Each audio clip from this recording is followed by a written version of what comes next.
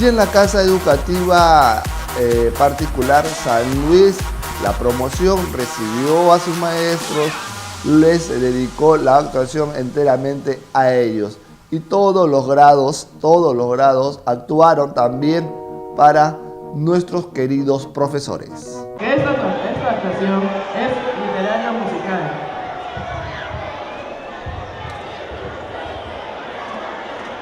Señores coordinadores, personal administrativo y de servicio, padres de familia, colegas, alumnos, es un honor dirigir estas palabras, que es el sentir de nuestra directora, hoy ausente.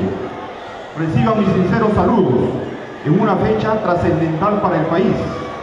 Se trata de celebrar el Día del Maestro. Tenemos la presentación de los dueños de este hermoso circo que trae diversión y alegría para todos ustedes. Con el circo llamado Natus Vincere.